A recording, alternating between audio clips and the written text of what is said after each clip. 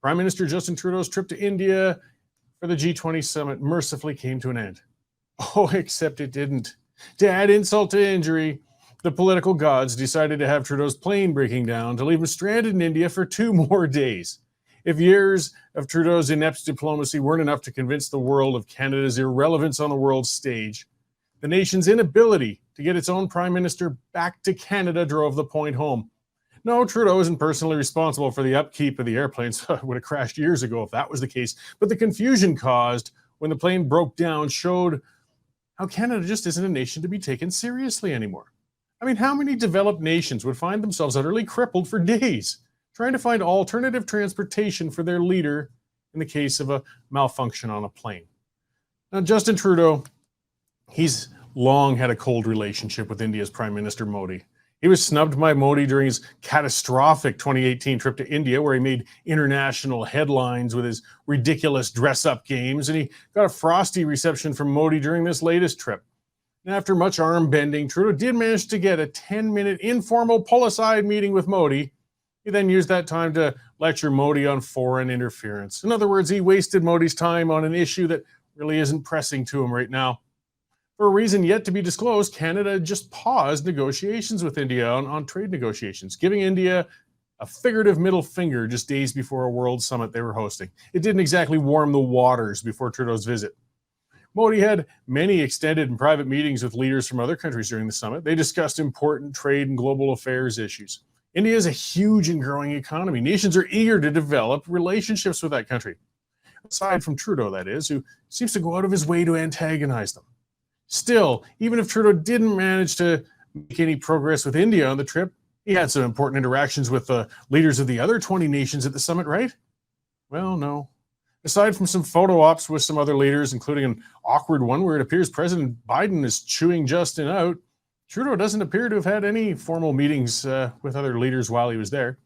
The press, even the Canadian press, were curious, and they're pretty blunt when they asked Trudeau, well, what did you accomplish during this summit? Trudeau stammered and offered his usual word salad and said gender inclusion. Yeah, that's what he said. I mean, while the gender pronoun issue is burning red hot among activists and left-leaning Canadian press outlets, it doesn't even register on the list of items to be considered by serious world leaders. World leaders don't take Justin Trudeau seriously, and by extension, they don't take Canada seriously.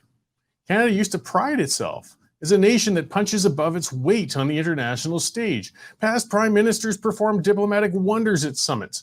Our military was respected as a peacekeeper, and our resources, both human and natural, were high in demand. In 8 years, Justin Trudeau has wiped out all of that international goodwill on every front. Trudeau can't leave the country without embarrassing himself, and of course us. From being chided by the Australian Prime Minister when he tried to turn discussions to his socks, to his awkward attempt at a 3-way handshake in Washington, to his improv karaoke party during Queen Elizabeth's funeral, to his hot mic moment where he was caught tittering like a schoolboy and gossiping about then President Trump. Trudeau has consistently proven he doesn't have the depth of intellect or character to be a player on the world stage. Who can forget Xi Jinping chewing out Trudeau on the floor of a conference just last spring? Or other conferences such as a recent G7 one where Trudeau was literally standing on the outside looking in as leaders conferred. Serious leaders won't dedicate time to Trudeau beyond quick poses for pictures, and it shows as he's incapable even lining up meetings with them now. This is harming Canada, as we need international relationships to continue supplying our resources in what is a competitive global environment. Canada needs a leader with depth and gravitas on a world stage. Whenever Trudeau's term as a prime minister comes to an end, Canada's going to have a mountain of damage to repair. I mean, the domestic economic mess created by Trudeau is going to take decades to undo. But the international damage he's done to Canada's reputation might take generations to get over. I'm sure you all remember once upon a time, people made a point of proudly displaying a Canadian flag on their backpacks or suitcases when traveling overseas.